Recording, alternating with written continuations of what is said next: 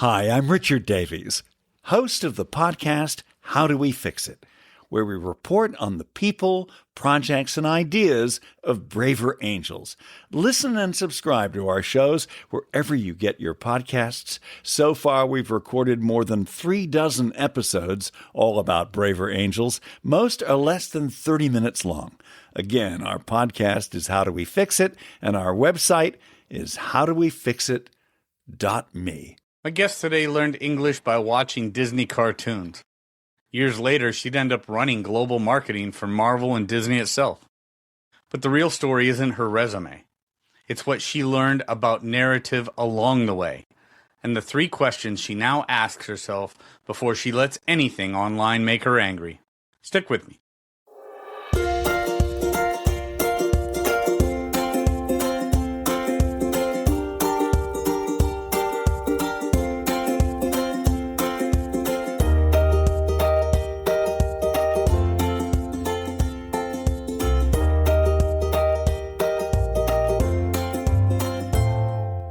Welcome back, my friends, to the D-Rate the Hate podcast.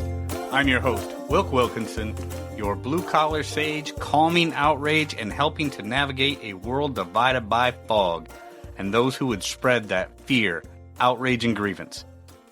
The D-Rate the Hate podcast is proudly produced in collaboration with Braver Angels, America's largest grassroots, cross-partisan organization working towards civic renewal.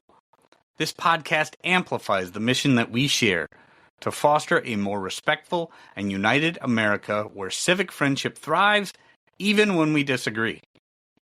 Each week, through the power of story, conversation, and connection with incredible guests, we work to build bridges instead of barriers.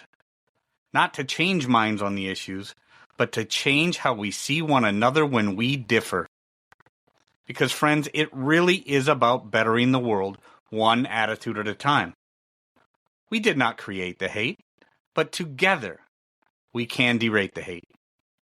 So be sure to subscribe wherever you get your podcasts, share it with a friend, and visit braverangels.org to learn how you can get involved in the movement to bridge the partisan divide. Friends, I am so incredibly grateful that you have joined me for another powerful D-Rate the Hate episode. So let's get to it. Maryam Mehrtash learned English by watching Disney cartoons. Her family had fled Iran during the Iran-Iraq War, landed in refugee camps in Eastern Europe, and then rebuilt a life in Montreal where nobody around her spoke English yet. Years later, she'd find herself leading global marketing campaigns at Marvel Studios and Disney, the very place that had once taught her a new language and a new culture. But the through line in Maryam's life isn't the resume. It's the storytelling itself, and where she learned to take it seriously. Her grandmother was a celebrated actress and singer in Iran before the 1980 revolution. After that, she was imprisoned and tortured for 4 years for it. Maryam carries that history into everything she does now, writing about leadership and reinvention through her newsletter, This Is Not a Memo, and teaching people how to recognize when a story is being built around them instead of by them. We get into what separates authentic storytelling from manipulation, why outrage has become the business model of modern media, and the 3 questions that Maryam asks herself before she ever reacts to anything online. We also dig into a word that comes up again and again in her work, reinvention, and why she sees it as a different, harder thing than a pivot. Let's get into it with my friend, Maryam Mehrtash. Here we go. Maryam Mehrtash, thank you so much for joining me on the D-Rate the Hate podcast. It is wonderful to see you today. Thank you so much for having me. It's so nice to meet you. It is very nice to meet you. When our friends over at the Pro-Human Foundation told me that you had joined the Pro-Human Foundation Board of Advisors, I always get excited when new advisors come on because that means I get new friends, I get to meet new people, and quite often end up having them on the show to talk about their journey into this space. And Maryam, I started looking at the work that you've done. You've got this incredible body of work that you have done over the years, and I'm excited to see how that led you to where you are now. So without trying to recreate for the listeners everything that you've done, I want to focus primarily on the storytelling aspect. At least that's where we're going to start. Yeah, that's great. Is the storytelling aspect, because you've helped like all these amazing organizations create these narratives for years, and then now you've taken that storytelling thing into a new space. So talk to me about this narrative building, this storytelling, and how that part of you has brought you to where you are today. Yeah, I mean, storytelling has been a part of my DNA since I was a little girl. For the audience that doesn't know, I'm a Iranian refugee and immigrant. My parents fled Iran during the Iran-Iraq War after the revolution that happened in 1978, the Iranian Revolution. And my grandmother was an actress. She was a pretty famous actor, Kurdish singer and actress in Iran during the time of, the pre-revolution era, during the time of the Shah. And when the revolution happened in 1980, my grandmother was imprisoned, and she was tortured for 4 years in jail in Tehran. And I feel that part of her story, knowing that I came from a lineage of storytellers who were silenced, has driven so much of who I am today and the work that I do. After my parents fled Iran during the Iran-Iraq War, we were thrown into refugee camps in Eastern Europe. And then, we eventually made our way over to Canada. And my parents were, two young Iranians who were rebuilding their life in a new country, didn't know how to speak the language, so they couldn't teach me how to speak the language. So my first language was Farsi. We moved to Montreal, so then I learned French, but I actually learned English through storytelling, through watching Disney cartoons, because there was Wow. So it was a full circle moment for me when I started working at Disney. Year that Disney ended up being a teacher for me in terms of, understanding American culture, understanding narrative building, storytelling, but language as well. And so again, like for me, the journey of storytelling has been a part of my DNA and my lineage from a very young age. And it was how I made sense of the world and how I continue to make sense of the world. Throughout my journey, I wanted to follow in the footsteps of my grandmother, and I wanted to be an actress. So I became a theater kid and, studied Meisner and studied Shakespeare and studied all the greats in terms of theater. So that continued to fuel that storytelling skill for me. What I didn't know is that I would end up in business, and then I would end up, in marketing and narrative building for some of the biggest studios and brands in the world. I wanted to continue being an actor, but my parents had sacrificed so much to leave Iran, and they, wanted me to be a doctor or a lawyer. And they're like, this is great that you would follow in your grandmother's footsteps, but, it's not really going to make you be successful. Like, it's a hard journey going down that route as an artist. So, but the artist never left me. The storyteller never left me. And I've carried it through everything that I do, whether that's building narratives for brands, whether that's building a campaign narrative, whether that's, writing my Substack. So that narrative, storytelling muscle is just who I am. Yeah. Well, and that's what I want to get into, is the who you are a part of this, because when you're somebody that's trying to shape narratives for a living, and you're somebody that's very passionate about what you're doing, and you have a story of your own, but then you're trying to work that into these big multinational brands and things like that. Tell me what that relationship is like, and how you shape that narrative. Is there a point where you have to separate yourself from that narrative, or how does that work? Of course. I mean, there's always a separation, because depending on what the goal is, right? I mean, if we're talking about campaigns, finding what is going to resonate with audiences is always first and foremost. At the end of the day, every narrative, every story, everything that you're building is serving an audience. So you need to get to the truth and authenticity of what is going to land with your audience. And, coming from right now, we're living in a time where trust is at an all-time low around the media. Yeah.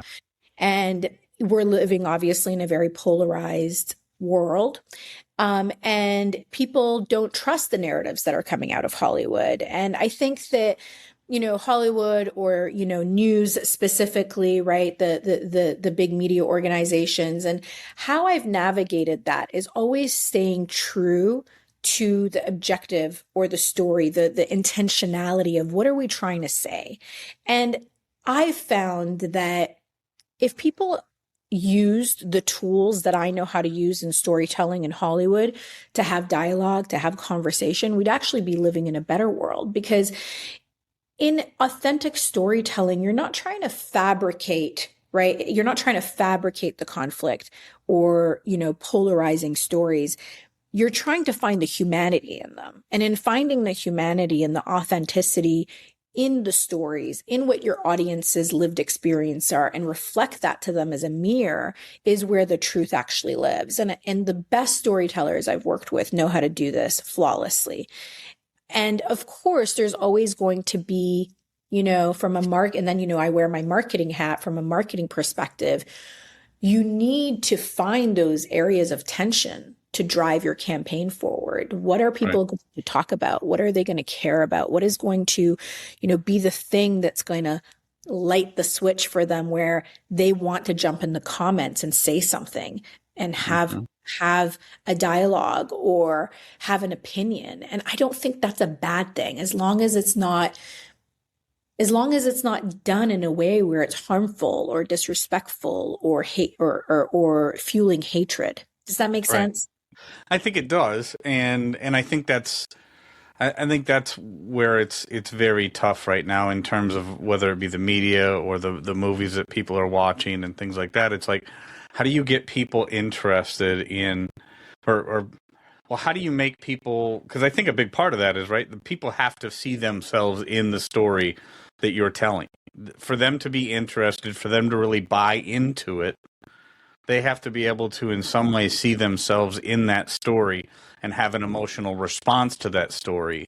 But then how do you get them to interact with that content in a way that doesn't connect with the bad emotions or the raw ugliness that they might feel, but do it in a positive way? Because that's, I think, what's missing in a lot of what we see today, Maryam, so whether it be social media, our regular media, our politics, all these different things, is like, it's like a lot of those different mediums are appealing to the ugliest parts of what's happening in society. So when people do see themselves in those stories, they see that it taps into the ugly part. Stay with us. We'll be right back. We've forgotten what it feels like to have a real conversation. Social media algorithms and comment sections reward outrage over understanding. It's time to escape the feed. The week of August 10th, join all sides for a live conversation about the American dream, how we're thinking about it, and navigating the challenges. With a format designed to foster respectful dialogue, you'll hear perspectives you won't find in your feed. Your insights will be anonymized and included in a report to help leaders better understand how people see this issue. No hot takes, just real ones. Sign up today at allsides.com/derate-hate. Yeah, and I think we as storytellers have a responsibility, and it's part of the work that I've been trying to do as well as a storyteller, as part of my work on Substack, part of the conversations and videos I've been making is educating people, being transparent about the process of storytelling and and how conflict isn't inherently bad. We are human. We Right. are, I think what the problem is isn't necessarily that stories are polarizing, because they are, because we are humans with different perspectives and values and experiences. I think the problem is that people want to have certainty. They want to live in binaries. They want to feed and fuel what they believe, their own narratives. And I think part of the education that I'm trying to do is to teach people to be able to hold complexity, nuance, and multiple truths. That at the end of the day, we're not going to change the essence of polarizing stories. We're not going to change the fact that people come from different religions, political values, backgrounds, that these are at times going to conflict. Again, this is just being inherently human. What we need to shift our perspective around, and what the work that I try to do as a responsible storyteller, is to let that tension fuel dialogue, but then also start to have conversations like this where we teach people how to live in that tension without getting into the bad of it, right? Without being able to really understand each other. And I think that, yes, media is part of the problem, because they are serving algorithms, and algorithms are served by creating hooks and conflict. They start at the climax, right, to get attention.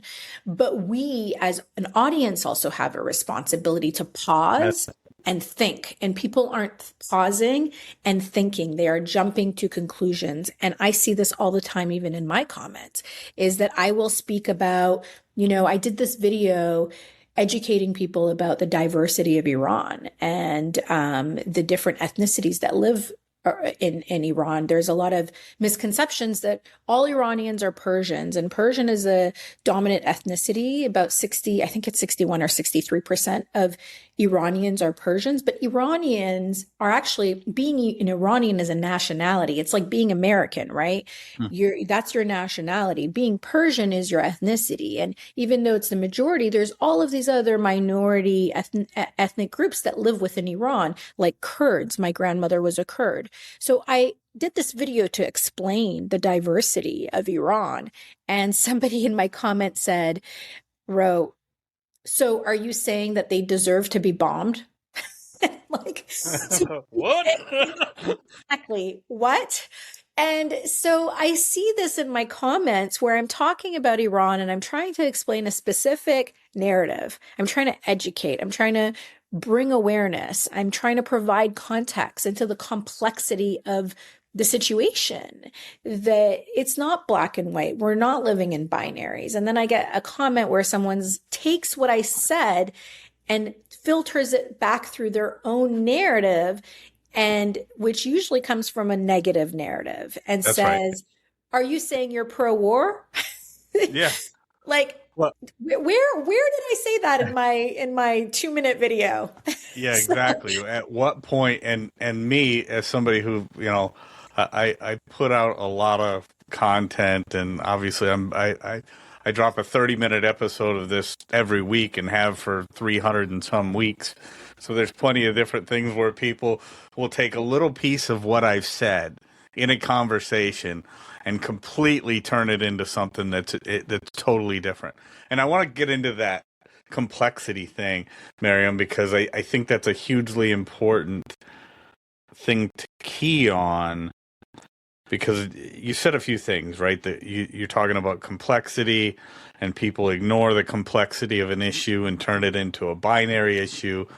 I think you make a hugely important point there, where people will take a small piece of something and then run it through their own filter and turn it into something completely different than what you had said or what you intended to say. And this is something that we see all the time. And when you talked about there's a number of different things here that I've got bouncing around in my brain based on everything that you just said. I love it. Yeah. Well, and when you talked about the media and their responsibility, and then our responsibility as consumers of the media, that's a big dynamic, right? There's a big thing there that people fail to realize, and I just had this conversation the other day with another guest. I think she actually wrote a book, I believe. I've got to go back and remember it now, but it was like the media is us, right? And we are the media, and we are just a reflection of the media, and how we consume that, and when different power structures, and this is one of the questions that I had been thinking about before this conversation, is when a narrative is created by somebody, whether it be an individual or some type of media apparatus or some type of power structure or whatever, when there's two things that can make this really bad. Either they can try to whitewash and completely minimize the tension to pretend that there is not a tension there, not attention, or they can kind of highlight the attention and kind of focus on it and exacerbate that tension, or they can just tell the story. Does that make sense? Yeah. And I will say that most of the time, right? Most of the time, there is a specific narrative and lens, depending on where you're reading your news, who's funding that company, right? Where the money is coming from, what their values are within the organization. That is the lens that you're going to get the narrative. And I think that's part of education. That's part of the audience knowing what they're consuming. We have a responsibility, going back to that, to understand it, because there are so many different news outlets that you can get your information from, and you have to understand who is the funding source and what parties that they're filtering through that. So depending, there are more and more independent journalists popping up because they don't want to be attached to an overall umbrella of a company that has a specific point of view that they need to filter their news or journalistic integrity to, right? So that's from one angle that we're looking at it. And that's why I believe that the audience has a responsibility as well, because as a storyteller, my job is to get a reaction. My job is we are living in such a fragmented world. We are living inside right now the most sophisticated narrative machine ever built, right? In terms of AI chatbots and, the algorithm on social media, fueling your own, right? Working and fueling your own narrative. We have to be so savvy now as audience members to be able to navigate that world. And I think that people, and that's again part of the work I'm doing, because you have to remember that, two things can be true. Yes, the media could be bad. And yes, I still need to do my job as a storyteller in a fragmented, noisy world to get your attention. So how am I going to get your attention? I have to have a hook that's going to hit you, right, at a place where I know at a human level, it's going to make you react. That's not a bad thing, right? No. Because how else are we supposed to get stories out there? And it's been happening since the beginning of time. I mean, with marketing, commercials, things like that. I mean, the way that we place things within a particular, I get it. But I think we're in the responsibility piece that we have as consumers. That's also where we find the solution, which I think you're going to get into next, is the solution to, yes, kind of like I talk about all the time. There's all these different things that are outside of our control, and yes, there's good media, there's bad media, there's down the middle. I love the fact that you bring up independent journalists. I was just on a panel with talking about that the other day. I'm not a journalist, but it's important. Yeah, it is important. And I think, we're talking about the solution. I think part of the solution is starting to have these types of conversations and having people who are able to educate our audiences, which is what I'm trying to do, and bring awareness. So the first step is awareness, being aware that you're even in this machine and that you have a responsibility on how you react, right? That's like the number one, right? And then number two is asking yourself these three things. So first of all, asking yourself, who built this tension and what do they need me to feel? Or why do they want me to feel this? So what is the conflict they're trying to show me that is trying to get me to react, right? Like being aware, and before jumping to conclusions and filtering that narrative through your own filter, taking a pause. People don't even know how to take a pause. They just react, right? Mm-hmm.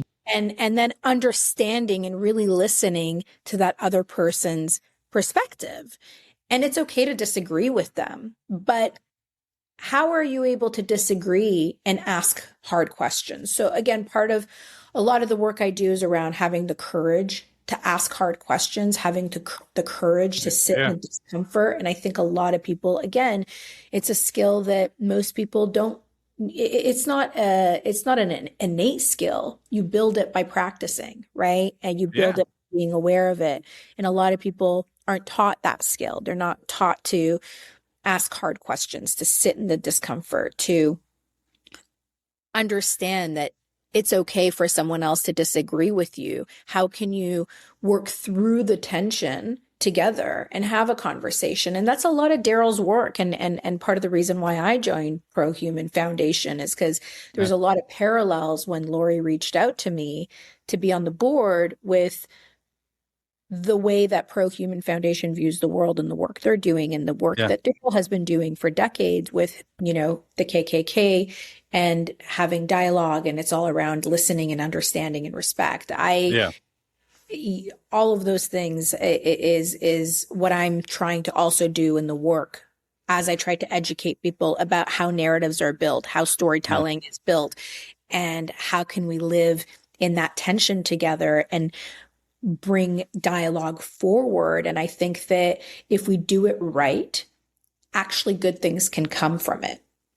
Absolutely. And this is, Daryl's been a friend of mine for a number of years. He's been on the show a number of times, and some of the stories that he's shared with me and stuff, they're amazing. And I think you're absolutely right to highlight, and I try to highlight it as often as I can on these shows, is the courage to listen with intention. Sit in that, as you said, sit in that discomfort, because it's never going to be easy. It does get easier for people, like you said, to build that. Once they build that muscle, they start learning how to sit in that discomfort, listen to things that they don't agree with. And yes, you're absolutely right. Pro-Human, for a number of years now, Lori and Brian and Daryl have put together this model, and Letitia, I don't want to forget about Letitia, but have put together this model, and it's as good as anybody's. But that idea that we can, as unique individuals, come together to work at something bigger and better than the sum of its parts, it's always important. It's also very important in the work that I do at Braver Angels, in the idea that we have to be able to come together across difference, listen to each other, learn not just what we believe, why we believe it.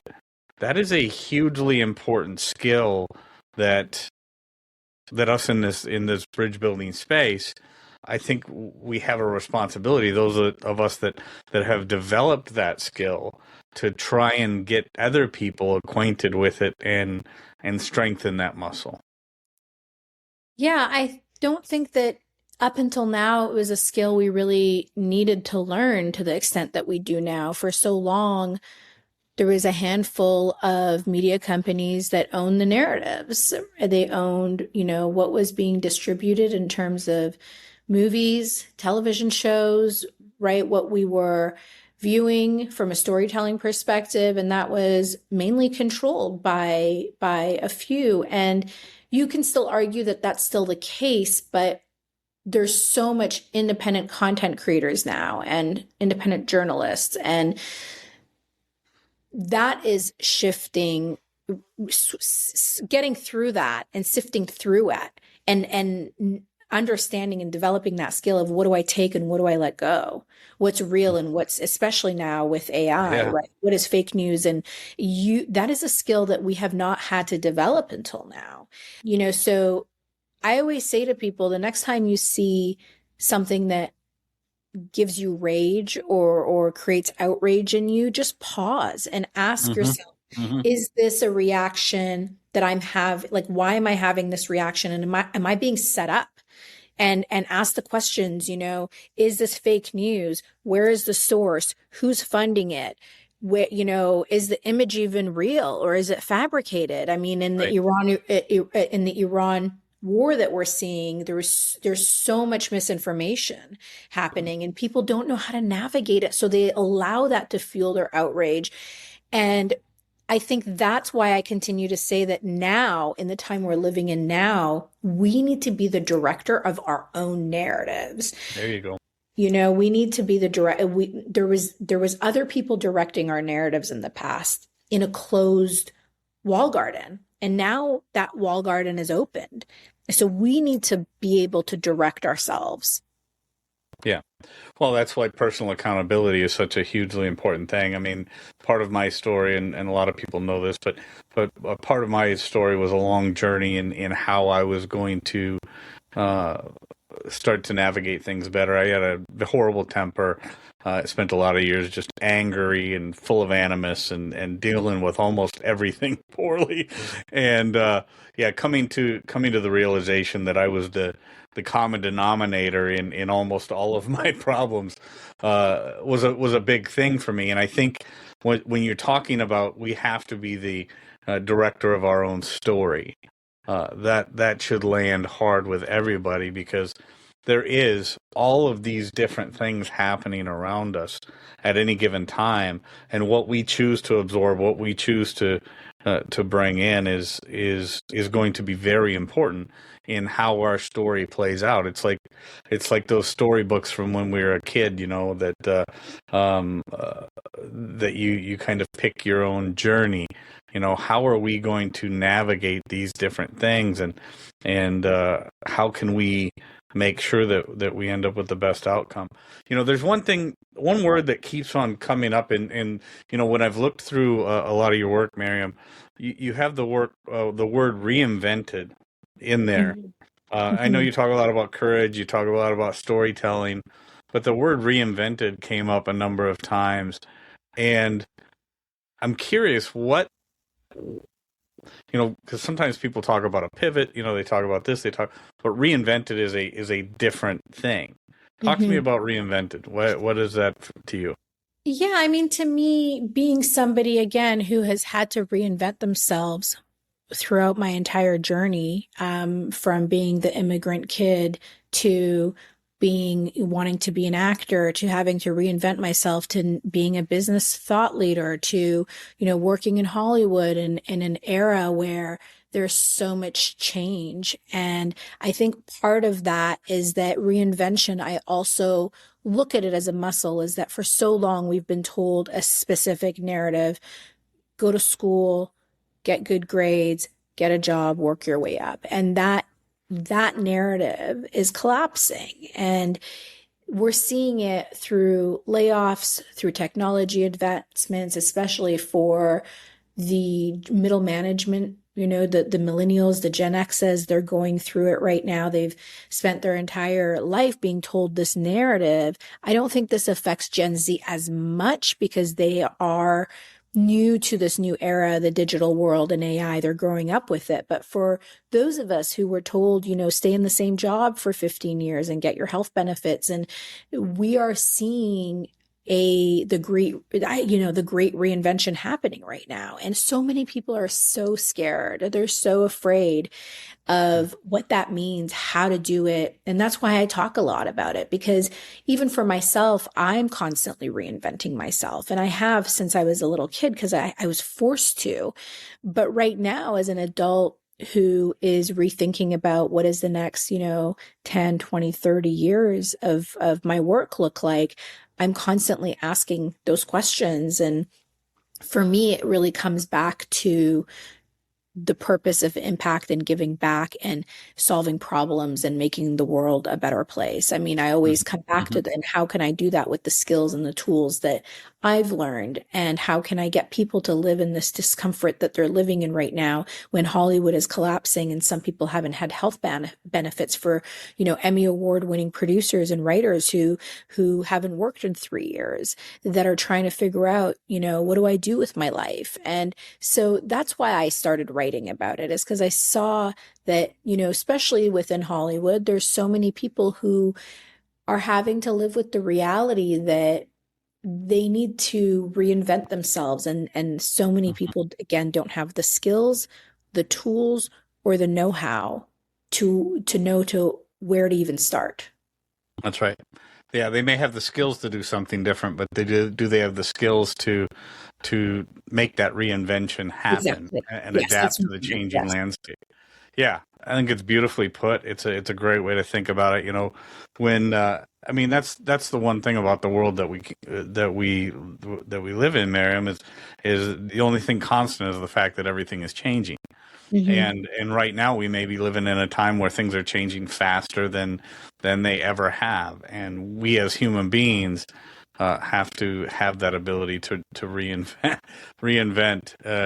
I think that may be one of the more important things that people take away from this, is as the landscape changes, we have a choice to make, and it's going to be a tough choice for some, but yeah, when the landscape changes, you have to change the way you're navigating it, and that may take some reinvention.